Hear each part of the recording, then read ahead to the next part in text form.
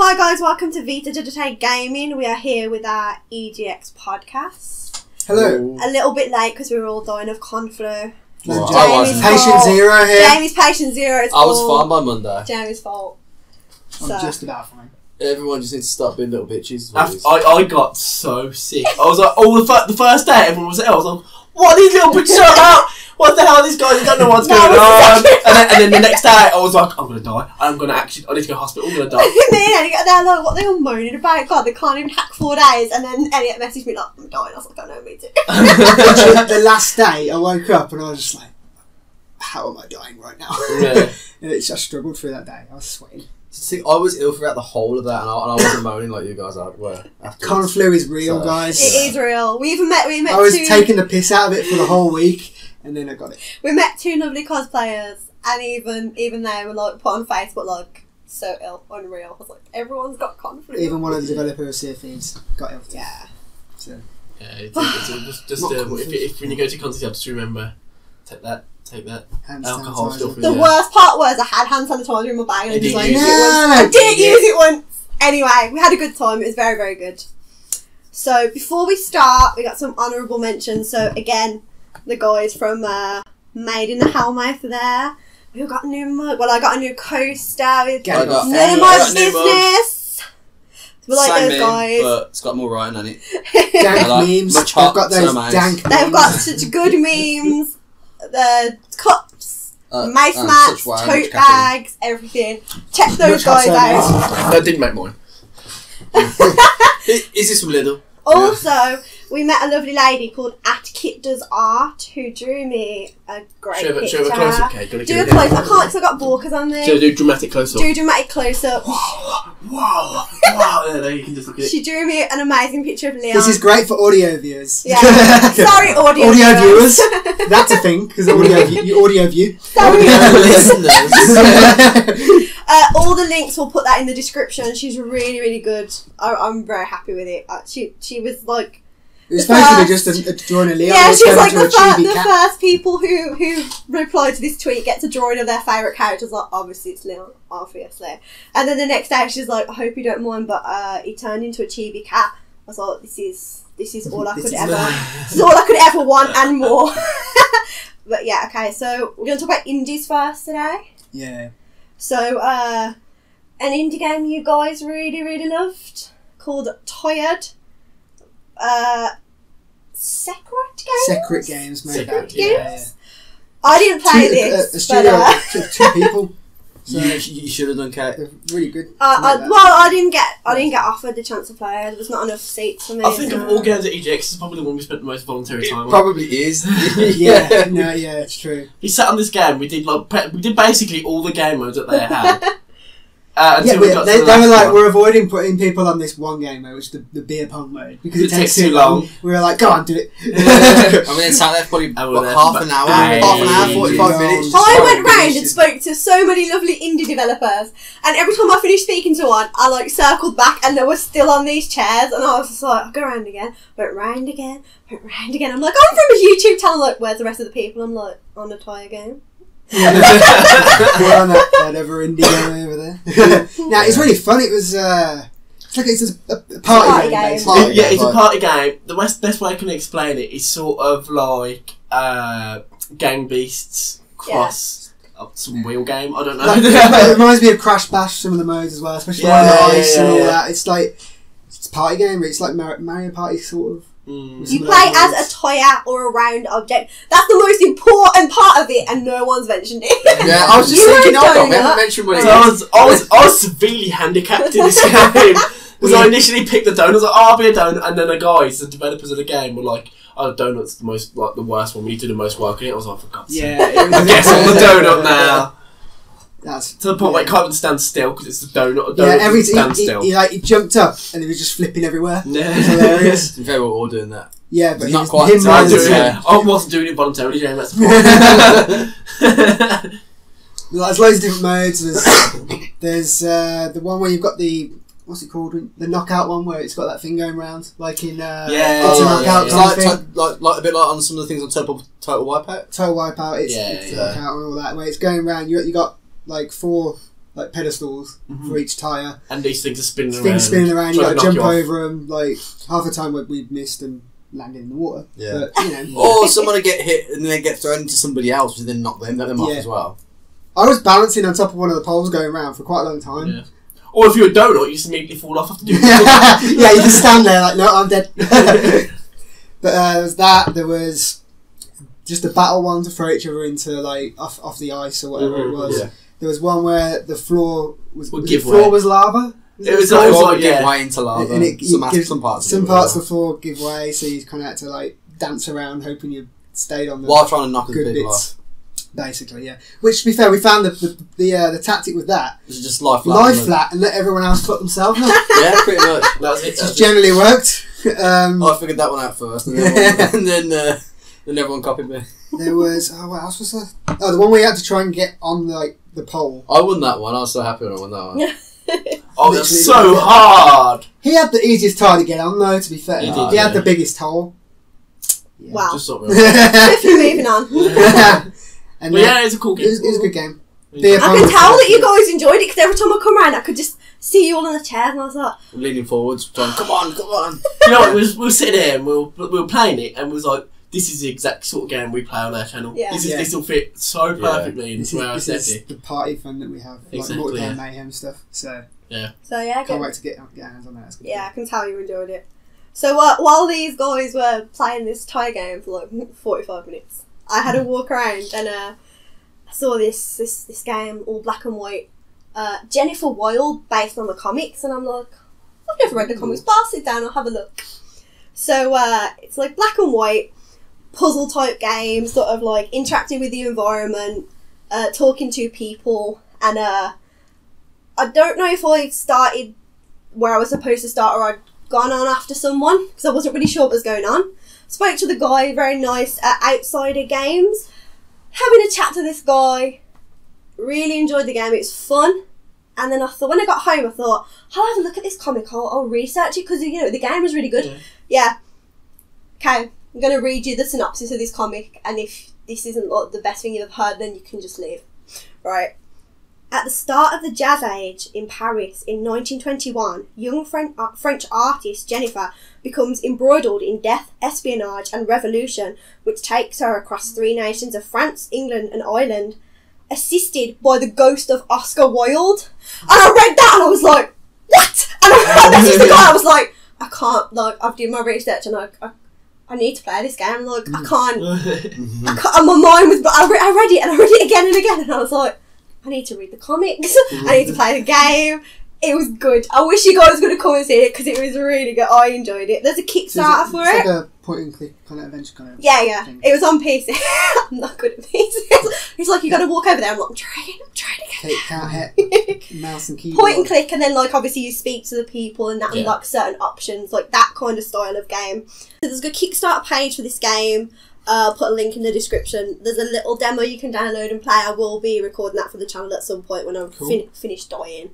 Yeah, really good. Look, the story alone. It's really cool. If you read that and you don't need to know everything, I don't know, a different game, because I need to play this game. It looks so good. Anyway, right then, let's move on to what about Claws. Who made the game, by the way? Did you say? Yeah, I did. Outsider Games. Okay. Outsider Games. Did. Cool game, guys. Cool game. It's GG. Yeah, it looks. I can't wait. It does sound fun. I'm mind blown. Anyway, everyone's still sick, guys. Everyone's still sick. Yeah. we were soldiering through this. Claws of Fury by Tyred Studios. We all played that, didn't we? So that was kind of like the Castle Crashers kind of style game. Yeah. Where you play as cats v rats. Ninja cats. Well, apparently it's alligators and everything later on. Is it? Oh, okay. Well, the bit that was there was cats v rats. Yeah. Ninja cats versus Ninja cats. Now that sounds great on paper straight away, doesn't it? It's beating up mice and rats and stuff. Rats, beating up rats, small rats, big boss rats. Yeah. We didn't kill the boss though, did we? No, we couldn't kill the boss. We couldn't do it. Literally. It's basically just a hack and slash, really, wasn't it? Hack and slash side scroller kind of platformy kind of thing. It's pretty fun. Yeah. The only thing I had issue with was when you you're on the screen, it's hard to see where you are when everyone else is attacking at the same time. Yeah, it's really confusing. It can be a bit confusing. And the arrows above your head were a different colour to what your cat was wearing, which confused me. It was really. People were like, "I'm green," and I'm like, "No, you're not." So. But you're wearing purple. So I was like on the red one, but then I was looking at myself. I was like, "There's no red one on the screen. What's going on?" That was really confusing. They fix a few things like that. I reckon it'd be good. Yeah, it'd be a good game. That wasn't an issue. The thing that got me, that wasn't really an issue for me, because my cat was wearing black, so it was quite easy to like distinguish one. But what got me was you were attacking, and your attacks kind of. You had a lot of movement, so you were attacking the boss, and you were like moving across the screen, and then you kind of like you kind of lose. You kind of lose where you are, but it's casual crashes with cats, so like it's a winner, and it's got cats in on there, so like cat ninjas. It'll be cat ninjas. Cat ninjas. Come on, then. Can't beat that. Can't beat that. Yeah, so I was sticking with the theme of cats. We're going to move on to that one. Okay. Wow. So we had Purrfect Date, which a total boyfriend style dating simulator game. But you're a scientist who gets a job on this island full of cats, and you get there, and I don't know how, but you become a werecat, so you can date these different cats. And like the one I chose was like Floofy Butt. And he was a big orange. Massive, I chose him because he reminded me of Chester. Chester's like lurking off screen. Yeah, and he was like a smart cat, and he took me on a date, and he killed a pigeon for me and stuff. So made you eat it. He asked me if I wanted to eat it. Did you eat it? I did, yes. I thought it'd be rude not to because he'd like caught it for me and stuff. Lovely. Anyway, yeah, her total boyfriend style again. Like, and if you it looked like the art style looked fun. It looked pretty. It was a fun game. It was like funny the humour through it. But also at the same time, like if you've played a Total Boyfriend and you've played it, like you've really played it and you unlock the real game, like not too much spoilers, but like if you know the real purpose of a Total Boyfriend, it looks like it's gonna. It looks like gonna do that sort of thing. Yeah, it looks like it's a lot deeper than just a cute little cat. Yeah, so it was good. It was good. I was dying. I was playing it. I was playing the 20-minute demo when I was in the cosplay, and I was dying. It was so hot. And Beth's there, like, trying to fan me. I'm like, I can't go on, Beth. Like, this is how I die. But no, it was good. It's gonna be good. It's gonna be a hit again. A Total Boyfriend. Yeah, I reckon it'll be the same sort of. Yeah, I mean, people prefer cats to pigeons, so obviously most people anyway. Yeah. Oh my god. No, it's gonna be fun. If you like that kind of game, if you like a Total Boyfriend, it's gonna be. Yeah. It's gonna be a hit. Yeah. So Corey, you played I Am Here by Lava Lamp Games. So I went in, the guy was like, "Oh, do you want to compare this game?" I was like, "Oh yeah." I didn't expect the feels I was going to behave on this game. I was talking to this guy and he was like, "Do you want to play?" I was like, "Yeah." And I turned and it was a keyboard and mouse. And I was like, Corey. Hang on. I was like, "My friend will play this." I was like, "Corey, please play it for me." It sounds really good, but it's on a keyboard and mouse. So I was like, "Okay, I guess I'll play this." So I sat down, I was like, "I'll play this." And then afterwards, I'll tell you all about it in a sec. Afterwards, I got up and the guy was like, "What did you find? How did you find the game?" I was like, "It was so sad." Yeah. I was crying. I was like, "It was so sad." It was like as a demo. It was like it's a walking simulator, and I was like, "Oh," it was like, but with a really, really heavy, like deep story. I was like, "Oh yeah, then." Like, yeah, that's good. So the concept. So I'll go through the whole demo. I don't know where they're going to go with it after this because it seems almost like a complete game within itself. But I think it's going to build and fill in the middle. Didn't he say it was like 2 hours, 2 or 3 hours? Well, that's what I wanted to make it. At the moment, that's all they've got. Right. But they want to build it out to be about 2 hours, like a film length. Is what it said. Yeah. So the game, you start the game, and it's based in the 60s. So it's 1968, I believe it was, at the time when you started the game. And it's about this couple, these two women, and they were just buying a house. Now, obviously, in the 60s, it's a very different culture back then. The thoughts that people had was a very different thing. So being openly gay was not acceptable. Yeah. So one of them more than the other, but they were kind of ashamed of their situation, the way that they were in, because they had to buy a house. But if you were gay in those times, you couldn't buy a home together. So one of them had to buy the house on their own, and the other one just moved in with them. So it was all in the one person's name. And basically, the game just goes through the years up until about 2015. So you go through, you skip probably about 10 years at a time, and your house changes, like the modern styles and everything.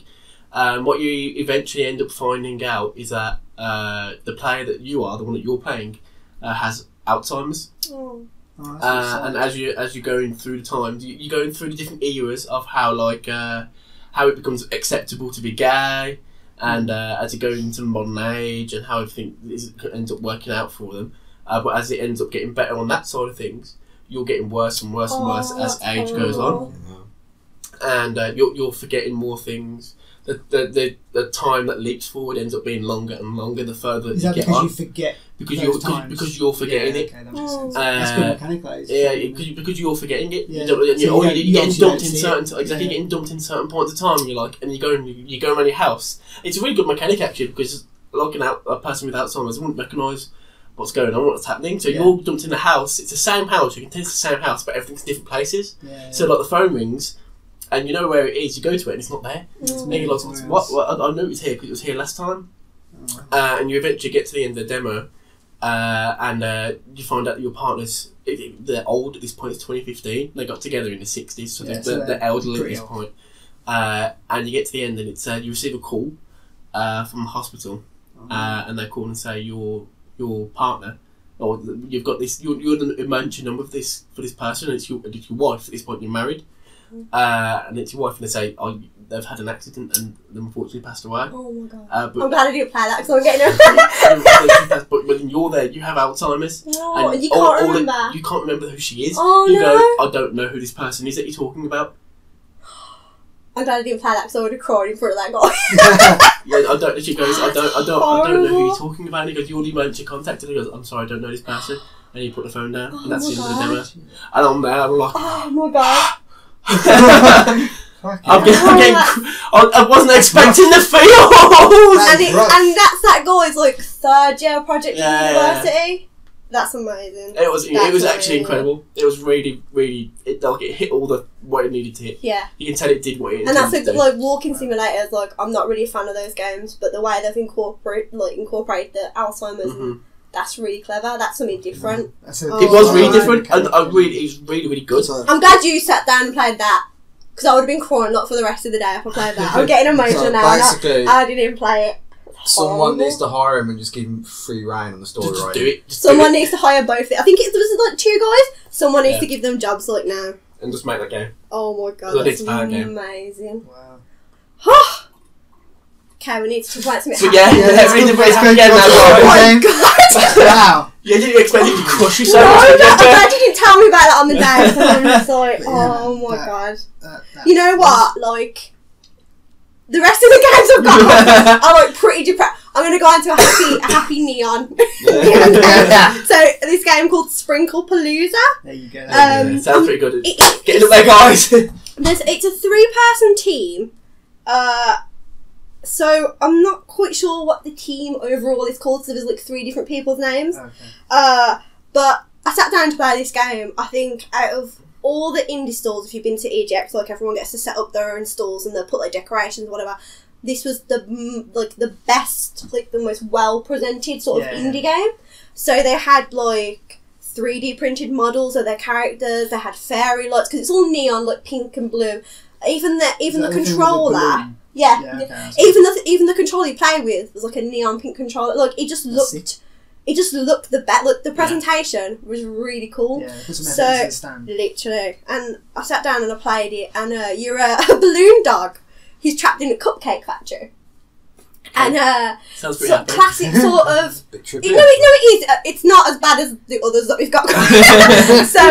So you kind of move along, sort of old school platformy style, jumping, solving puzzles. You can use your like ears and must be through like some sort of static because you're a balloon and you like power certain things. And there's these giant cupcakes that like spit out like these bouncy things. It's crazy. It's so good. I really enjoyed it. And then I was speaking to the lady there. And I was like, so how long have you been working on it? She's like, since April. And I'm like, no way. Like, it looked so good. It played so well. There wasn't, like, it was perfect. No, like, buggy. Nope. And when she said you're working on it to April, I was like, that's mad. Because it was really fun. And then they've got, like, if you go on their website, like, Sprinkle Palooza, they've got, like, meet the developers, meet the characters, and it's all, like, it's all cute and the style of it's just really good. Considering they've been working on it since April, it's a very well polished game. Mm-hmm. Yeah. So what kind of what's the style of gameplay like old school platformy okay, right. So if you're going through this cupcake factory, and so it's sort of like, you know, like puzzles, you need to turn the electricity on to get to the next step, like jumpy and sort of like very basic but like fun old school like how games used to be, because we're really old. But I really enjoyed it. I thought it was good for how long they've been working on it. It was amazing. Yeah. So I really enjoyed it. But because it's not really that far along, not really much else I can tell you about it. Yeah. But I think it will, with how like old school's making a comeback. So I think it will. I think it'll be really good. Cool. So we got another kind of happy one, I suppose. Ava Airborne. You played it on the Apple TV. Oh yes. Yeah. So basically, it's like a side. Laser Dog made this. So it's like it's quite a cool concept actually. So you were a little girl that builds aircraft. Basically, yeah. Designs and builds your own aircraft. You had because it was on Apple TV. You basically had one button, and you had to press this button to try and go up. So you basically, it's a side scroller. You go along and you try and interact with things in the environment to keep you in the air. So you go through like if you hit a balloon, but it gives you a little bit more energy. You can go through. Go over fans. You can go over fans that will push you up. Yeah. You can catch like a rocket, which will like send you way off into the as I said, the future, but way off into the left of the screen, right of the screen, and just stuff like that. It's quite a fun little game. And as you went further and further on, more things were put in your way in order to try and hurt you. Yeah, they drag you down as well. Drag you down. Yeah. And the point of the game is to get as far as you physically can without hitting the ground. If you got lucky, you would hit the ground. But you'd have like a lifesaver, which you found in the air, which like trampoline push you back up. Exactly, or anything like that. Or one of them you had like a what's one of those things that you can like a space hopper. You can get on the space hopper, it launches you back into the air. Stuff like that. It's quite a cool little game. It's going to be available on the App Store and Google Play. Mm-hmm. It's on Steam as well. And Steam. They told us that the two, I think it was two guys, wasn't it? They said that they're thinking about adding more vehicles and sort of a multiplayer mode, maybe. Yeah, like basically who can get the furries kind of thing. Yeah, and they mentioned like time races stuff. I don't know. I want to call it a ghost mode. I don't know if that's like so like. Okay, yeah. So I play and then I send it to you and you can see my ghost, like on Mario Kart. You know that is that what it's called? Yeah, I thought I totally made that term. Like a lot of racing games where you get choose a ghost car and you got to try and beat the ghost car. Or maybe like a mode where it's a bit like what's the running game we play? Speedrunners. Yeah. Like, that running game that we play. A bit like speedrunners, you'll start at once and say like if you manage to get someone off the screen, it was pretty fun and. Like I know it's like it's a mobile game, but it looked really good. It was really well polished. The art style was nice. Yeah. It was fun. We played it for quite a bit, didn't we? Yeah. So yeah, that was. You gave us a challenge to try and beat him. I got nowhere near. No. Corey got closer, but still quite far. You did. I probably got halfway. Yeah. No. So I needed to be. I think I ended up. You almost got top 10. Yeah. Almost top 10. Way off the top one. But yeah. You did way better than me, mate. I got to 800 and died. And I was like, that's as good as I'm doing. I think as far as the first I got was about 6,000. Yeah, exactly. It was cool. That shows how bad I was. It looked nice and it was pretty fun. Yeah. So, Chris and Jamie, it's time for your Snake Path-like adventure in Phogs. Phogs. It's actually Phogs. Yeah. Phogs. I don't know, I'm dyslexic, sue me. Made by Dare Academy. Yeah. It So won an award. It won their top their award. Best of 2017. Best of 2017, yeah. It's, you play as this... Have you ever seen Cat Dog? Yeah? Yeah. It's where you got a cat on one side and a dog on the other. But two dogs. With two dogs. And without legs. So you're a big giant dog snake. Your dog worm. Dog snake. And you play on one controller, so one has one side and one has the other, and you kind of like one controls one head and one controls the other. So you kind of got to get the first thing we did. We did it wrong, to be fair. But we still did it. But we were trying to get this acorn into this snake's mouth, and we were trying to. We didn't realise that you could grab onto it with the dog's head and just drag it along. So we ended up So we ended up pushing it along with like the snake body instead, trying to control the heads individually. You can press a button and extend the body so it's longer, so you can get wrapped around things better and stuff like that. Do you know what this is? This is like when me and you started our Snake Pass playthrough. We did everything by the book, And then now we're like, I'm not climbing on ladder, let's just go up the wall. You bullshit. You haven't reached that level of being so done. It looked fun. You can see, you could see White won the award. There was a lot of teamwork. Like, there's one bit where you have to go across like a giant drop, but there's like little rings you can grab with one end of the mouth, and you swing to the other. You have to grab it, one has to grab it, then the other swings, they grab it, then you let go, you swing. Yeah. To be fair, we didn't fail at all. No, we did really well, and the art style is beautiful. It's like it was really good. It's very polished, wasn't it? I think that's why it won the award, because it looked most polished. It looked really good. There's one bit where you got water. To get the seed thing that you had to or the plant, you had to water it, but one person had to put his mouth on the pipe so that it comes out the other end of the water will come out the other mouth. He'd water the plant. It's pretty cool. God. Make it grow. Yeah, it's kind of like a physics kind of thing. We had to distract these things to get them away. Yeah, we had to grow plants somewhere else to distract these creatures that were harassing us, so they couldn't get back up to eat the plants. What kind of creatures are they? Little goblin-y things. I don't know. I can't remember what they were like. Harassing me, that's all I remember. All the flu tablets are just like, can't even remember. But no, it was really fun. I love the art style. There was really good music as well, from what I remember. I can't. But yeah, it was just really fun. And we were laughing the most playing that game. Yeah. Right? I think. Yeah, it's really fun. Hats off to those guys. Look forward to that. Thank you for this really happy and beautiful game, and I'm going to come back to depress. So destroy ourselves. I'm going to come and depress you all again now. So again, while you got to play that Tyred game, I played this game called My Last Son. That already sounds lovely. That already sounds awesome. No, you just wait.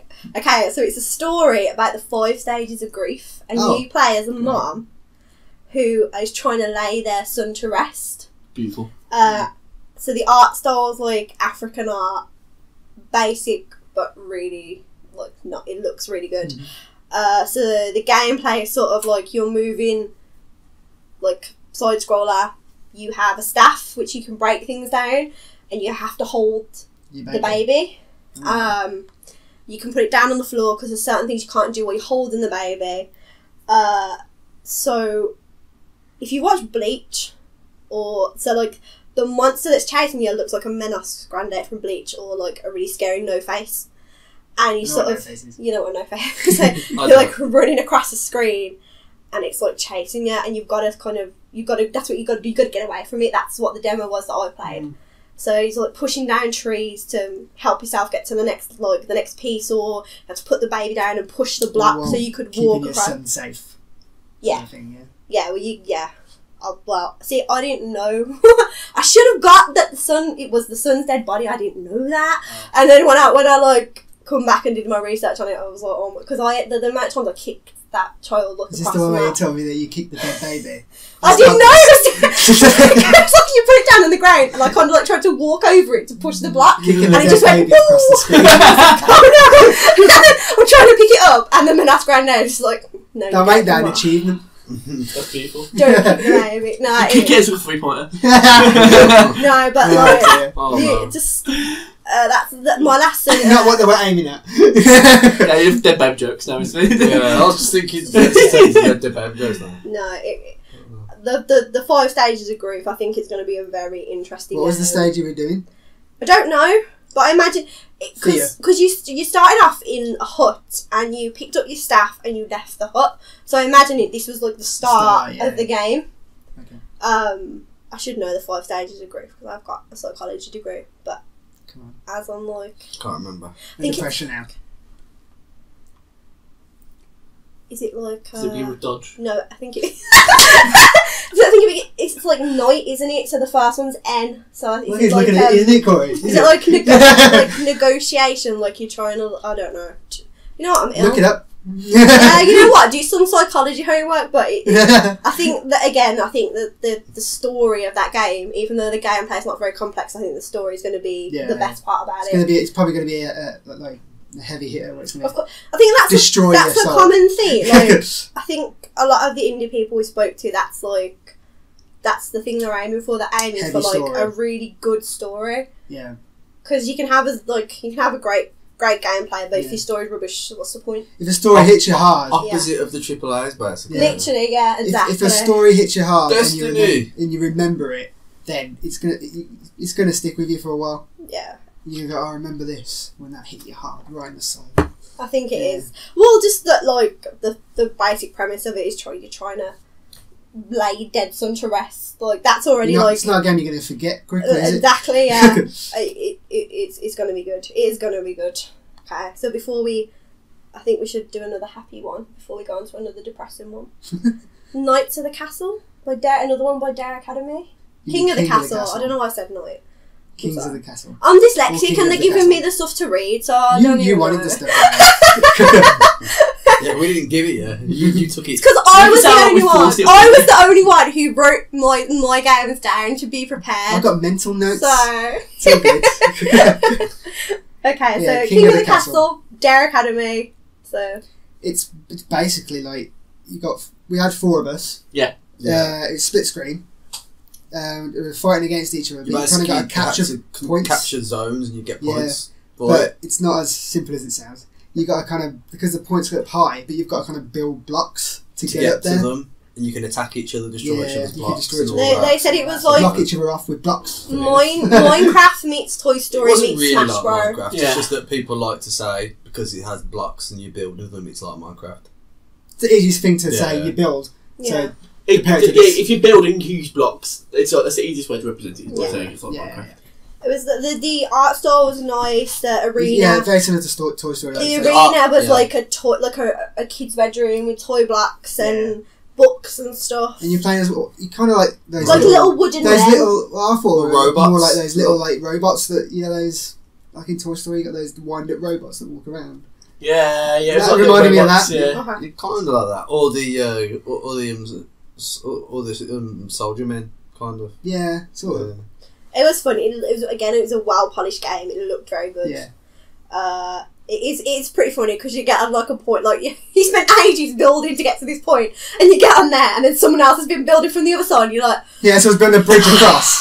Like, I see you coming, and then you just build a fort. You're trying to, like, build so you something can't. on the side. They're not getting in. You can build a fort, but then you realise you can't get out, like I did. It was good. The concept of it was good. It was really fun. It adds a little, like the building blocks adds a little bit something more than just a basic. Yeah, it's not just go and hit each other or get the point. It's you kind of like there's more strategy behind it with the building blocks. It was pretty cool. Really enjoyed that. It was really fun. Cool. Right then. So this game is, I would say it's probably out of the indie games. I've played some really good indie games, but this one, Figment. Okay. This looks like it's going to be my favourite this time. So it's an adventure game. Really nice art style, almost like watercoloured art style. Another one. And is this the one with the car crash? Yeah. Yeah, okay. So it's another one of them games that looks beautiful, it looks all happy and nice, and then the story behind it is there's been a car crash and I'm assuming you're in a coma. Oh, I remember now. And this little man, I can't remember his name, I'm sure I had his name somewhere, he comes out of retirement to fix your mind from the inside. So it's like the music sort of, it's like there's like a musical element to it. Yeah. The boss sings like a little song when he's fighting. That's Nice. I played that bit as well. It's kind of like adventure puzzle games because like in the demo you had to clear sort of like fog, which I'm not sure if that's like a metaphor for kind of like you know, yeah. So you'd have to turn like windmills a certain way, but you'd have to find the correct colour, like wheel to spin. So it had like puzzle elements. Puzzles, yeah. And it's like they said like the fears and anxiety of the person is represented in the game. Yeah, because the boss was teeth, wasn't it? Well, when Boss I tried was a to dentist, wasn't it? I think. When I tried to cross a bridge, teeth fell from the sky. Look, and if it hit you, it hurt. Yeah. And the guy says, "Oh, I thought I got over my fear of the dentist when I was young." Little things like that. Yeah. The boss kind of looked like a plague doctor. He had that like pointy mask. He was throwing face. like, I don't even know what they were, but they were like they exploded with gas. Yeah. So. Well, maybe I see what you mean. Gas. Yeah. But it was fun. He sang a little song while he was fighting. Yeah. It's. You had to hit him back at him and stuff like that. Yeah. Again, like pretty cool boss battles to be fun. Not the most complex gameplay, but the story is going to be amazing, and the art style is really nice. It's really weird looking game, but it looks like it's going to be that's what will attract people to it. And I think because I played a little bit of it and I really enjoyed it. Like the song that guy was singing, I was listening to his lyrics. And it was just hilarious. But yeah, really fun. Great game. If you are is the developers of this one, Figment. I think that's probably my favourite indie game I've played. Yeah, you seem to enjoy it a lot. To be fair, I was interested because I was speaking to the guy, and because I studied psychology, this game to me is like. Really interesting. Yeah. It hits notes. Yeah. All the games that I've mentioned that I played when you guys were playing the Tyred game, like heavy psychological games. Yeah, like I think this year's indie games, like last year we had like clear favourites, but this year I think all the people I've spoke to, really they're like really like games I'm really interested in playing, like games I can't wait for. So it was a really good indie show this year. But I think Figment just kicks it, yeah. So cool. I think that's it. Wonderful, yeah. I think so, unless you got any other ones you wanted to mention, anything else you played. No, I can't remember, to be honest. No. Most of the time I'm tired. We've covered it. Yeah, so that's our indie overview, guys, of 2017 EGX. We'll leave links in the description to all of these games, if we can, have enough space, I think. I don't know. We'll definitely do something, because, like I say, this year's indie section beat the AAA section so hardcore. Yeah, it pretty much did. The AAA games I played that'll be coming in a later podcast. Like, they're okay. But like I say, every single one of these indie games I sat down to play and I'm like, this is That's the thing with indies, like AAA, you know what's coming. Yeah. You know, like, you're going to have a shooter, you're going to have an RPG or something like that. Like with indies, they can do something different that's never been done before, and then these indie people get picked up by the AAA people. So it's the way it works, isn't it? But in like really new individual ideas that haven't been done before, and like deep story seems to be the theme of this EGX. I think a lot of people have seen the stuff that like Gone Home and Firewatch can do. I'm thinking. And Senua Sacrifice and stuff like that. Yeah. That's the thing. The story of the game, it's one of them things like it can make you cry, it can stay with you. It's like it's better than a movie. Yeah, because you're more involved. Yeah. You're in it, so to speak. As opposed to the movie, you're just watching someone else. Exactly. It's active rather than passive. It's that interactive element that really makes it for you. Especially as gamers, and that's how we prefer to take our medium in. It definitely resonates with us much better. Yeah. Mm-hmm. Yeah. There you go then. Cool then, guys. We'll catch you. Indie developers. Yeah. Definitely the best part of the show this year. Fantastic. Cool. It's kind of an ongoing theme because it was brilliant last year as well. Yeah, true. So yeah, guys, we're going to do another podcast soon about the AAA games at EGX. So we'll catch you in that one as well. Cool. See you in a bit, guys. Bye. If you like that video and want to see more like it, then click this playlist button here. If you happen to want to subscribe to us and check out all our content, then click this amazing sexy button right here. Look how enticing it is. You know you want to click it. And if you're already subscribed to us, well then you are already an awesome human being.